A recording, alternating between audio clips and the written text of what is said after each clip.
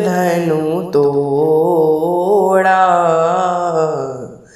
जनक सुता संग नाता जोड़ा। रघुवर जैसा और न कोई, सीता सी समता नहीं होई। जो करी पराजित, कांति कोटि रति काम की। जो करी पराजित, कांति कोटि रति काम की। सियावर रामचंद्र भगवान की जय, भक्तवत्सल भगवान की जय, महर्षि वाल्मीकि भगवान की जय।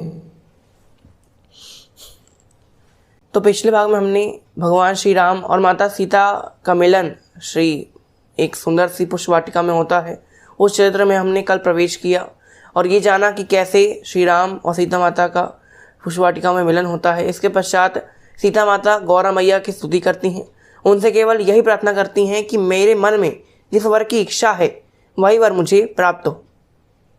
गौरा माता उनको आशीर्वाद भी देती हैं, आश्वस्त करती हैं कि तुमको वही पति प्राप्त होगा जो तुम्हारे मन में है और जो तुम्हारे लिए सर्वश्रेष्ठ है। यहाँ पर अब श्री राम जी जाते हैं, पुष्प वगैरह लेकर मुनि की जो पूजा थी उसको संपन्न कराते हैं।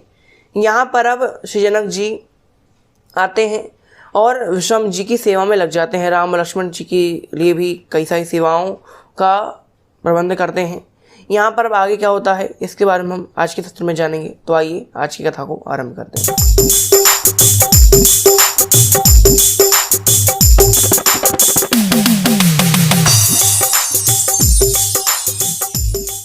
यहाँ पर सुबह सुबह श्री जनक जी श्री विश्वामित्र जी की सेवा में उपस्थित हो जाते हैं और मुनिवर की कई सारी सेवा करने के पश्चात उनके चरणों को अच्छी तरह धुलाने के बाद उनसे ये आज्ञा मांगते हैं कि हे मुनिवर, यदि आपकी कोई आज्ञा हो तो मुझे बताइए, यदि आपकी कोई इच्छा हो या आपकी कोई कामना हो तो मुझे बताइए, मैं आपकी किस प्रकार से सेवा कर सकता हूँ।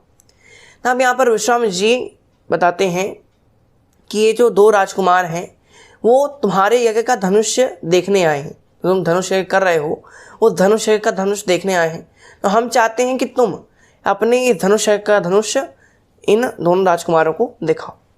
तब यहाँ पर जनक जी कहते हैं कि मैं आपको पहले ही धनुष का इतिहास सुनाता हूँ, इसके बारे में आपको धनुष के दर्शन कराऊंगा। अब यहाँ पर ये जो चरित्र है वो वाल्मीकि रामायण से लिया गया है। वाल्मीकि रामायण में सीता स्वयंवर का वर्णन नहीं किया गया है और हमारा मुख्यतः वाल्मीकि रामायण से ही दिया गया है सारे जो कहानियाँ हैं। तो यहाँ पर हम भी सीता स्वयंवर का कहीं पर भी वर्णन नहीं करेंगे, यानी सीता स्वयंवर का वाल्मीकि रामायण में कहीं पर भी उल्लेख हमें प्राप्त नहीं होता है। यहाँ पर जैसा कथा में बताया जा रहा है कि विश्वामित्र जी जनक जी से ऐसा आग्रह करते हैं कि आप धनुष दिखाइए, तब यहाँ पर जनक जी कहते हैं कि पहले आप उस धनुष की कथा सुनिए, उसके बाद मैं आपको धनुष दिखाऊंगा। तो ये उल्लेख हमें वाल्मीकि रामायण से प्राप्त होता है। तब हम आगे की कथा में अग्रसर होते हैं। यहाँ पर अब जनक जी बताते हैं कि हमारे वंश में एक राजा हुए थे जिनका नाम था निमि।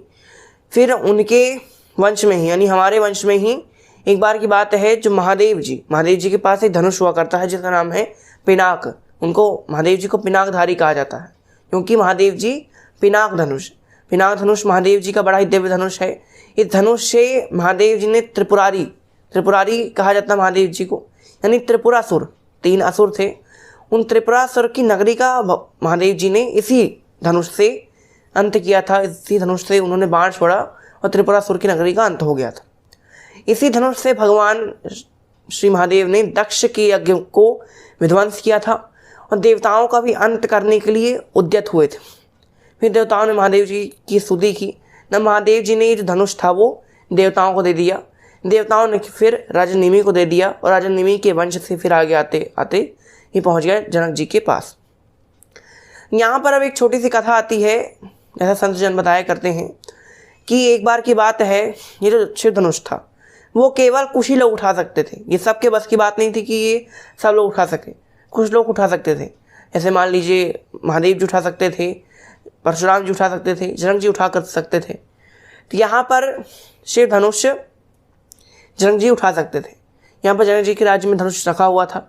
यहाँ पर जनक जी एक दिन कहीं पर टहलने के लिए चले जाते हैं। यहाँ पर सुबह सुबह सीता माता का मन होता है कि आज मैं ये जो धनुष कक्ष है इसकी पूरी साफ सफाई करूँ। तब यहाँ पर सीता माता पूरे कक्ष की सफाई करती हैं। इसके पश्चात अब सीता माता उस धनुष को एक हाथ से पकड़ती हैं और दूसरे हाथ से जहाँ धनुष रखा हुआ था उस मेज की सफाई करती। अब ये दृश्य देख लेते हैं जनक जी। अब जनक जी ऐसे सोचते हैं, अरे ये धनुष बड़े बड़े देवता, यक्ष, गंधर्व, नाग, सिद्ध, किन्नर नहीं उठा सकते, ये छोटी सी बेटी ने धनुष को उठा लिया। बड़ी आश्चर्य हो जाते हैं। जैसे ही जब उन्होंने सीता माता को ये दृश्य देखा था सीता माता का, वैसे ही उन्होंने ये विचार कर लिया था कि अगर मैं किसी से विवाह करूंगा अपनी पुत्री का तो उसी व्यक्ति से करूंगा जो धनुष को उठा सके। क्योंकि भाई अगर मेरी बेटी में इतना दम है कि वो शिव धनुष को उठा सकती है तो उसके होने वाले पति में भी उतना दम होना चाहिए कि वो उस शिव धनुष को उठा ले। लेकिन आज तक ऐसा कोई राजा हुआ नहीं कि वो शिव धनुष को उठा ले। कई सारे राजाओं ने प्रयत्न किया लेकिन शिव धनुष को उठा नहीं पाए। और कई सारे राजा अगर शिव धनुष को उठा नहीं पाए तो उन्होंने अपनी निंदा समझ के कई बार मिथिला नगरी में आक्रमण भी किया था, लेकिन भगवान की कृपा से मिथिला नगरी को कुछ हुआ नहीं। तो ये सारा इतिहास श्री जनक जी बताते हैं। इसके पश्चात अब जनक जी कहते हैं कि अगर मुनिवर आपकी आज्ञा हो और राम की इच्छा हो तो मैं एक बार चाहता हूँ कि राम धनुष को उठाए और मेरी इस इच्छा को एक बार पूरा करे, अगर राम उठा सके तो। तब यहाँ पर श्री राम जी पहले मुनिवर की तरफ देखते हैं, मुनिवर श्री विश्वामित्र जी की तरफ। तब विश्वामित्र जी उनको सिर हिलाकर ऐसा कहते हैं कि हाँ राम अब तुम उठाओ। तब यहाँ पर राम जी उठते हैं और उस शिव धनुष को अपने एक हाथ से उठाते हैं और प्रत्यंचा चढ़ाने के लिए शिव धनुष को नीचे झुकाते हैं। यहाँ नीचे झुका रहे थे कि जैसे ही नीचे झुकाया वैसे ही शिव धनुष टूट गया। जैसे ही शिव धनुष की टंकार हुई तो तीनों लोग दहल गए। यहाँ पर जनक जी का ये जो प्रण था वो पूर्ण हो जाता है। यहाँ पर अब जनक जी बड़े प्रसन्न हैं। जनक जी कहते हैं कि आज मेरी वर्षों पुरानी जो प्रतिज्ञा थी वो पूर्ण हुई है। आज तक कोई ऐसा मनुष्य नहीं हुआ, कोई ऐसा राजा नहीं हुआ, कोई ऐसा देवता नहीं हुआ जो इस शिव धनुष को उठा सके, लेकिन आज राम ने इस शिव धनुष को उठाया है। तो अब मैं सच्चे मन से राम को अपनी बेटी के योग्य समझता हूँ और मैं अब अपनी बेटी सीता का हाथ राम के हाथों में देता हूँ। अब यहाँ पर जनक जी विचार करते हैं कि अब हमको जल्द से जल्द अयोध्या में समाचार पहुँचाना चाहिए कि राम अब सीता के विवाह के योग्य हैं, तो अब हमें जल्द से जल्द राम और सीता का विवाह करा देना चाहिए। यहाँ पर जनक जी अपने सबसे तेज घुड़सवारों को भेजते हैं, उनसे कहते हैं कि जाओ और राजा दशरथ के पास ये समाचार सुनाओ कि अब उनके पुत्र राम के विवाह की घड़ी आ चुकी है, वो अब हमारी सीता पुत्री से विवाह करने वाले हैं। यहाँ पर सैनिक जाते हैं, 3-4 रात तो लग जाती थी कम से कम मिथिला नगरी से अयोध्या जाने में, रातें लगी। यहाँ पर अब पहुँच जाते हैं दूत अयोध्या नगरी में। यहाँ पर अयोध्या नगरी में जैसे ही दशरथ राजा को कोई समाचार प्राप्त हुआ कि हमारे पुत्र विवाह के योग्य हो गए, यानी अब विवाह होगा हमारे पुत्र का राम का, तो बड़े ही प्रसन्न हो जाते हैं। यहाँ पर अब अयोध्या में बड़े अच्छे प्रकार के मंगल गीत गाने लगती हैं औरतें और कई प्रकार की अच्छी अच्छी यात्राएं निकलना आरंभ हो जाती हैं। पूरी अयोध्या अच्छी तरह से सजावट हो जाती है। पूरी अयोध्या की पूरी अयोध्या सजी हुई है, दीपमालाएं जगमगा रही हैं, बड़ा ही सुंदर दृश्य है। यहाँ पर अब राम जी और विश्वामित्र जी और लक्ष्मण जी से श्री जनक जी यहाँ पर मिथिला नगरी में कहते हैं कि आप आराम कीजिए, विश्राम कीजिए।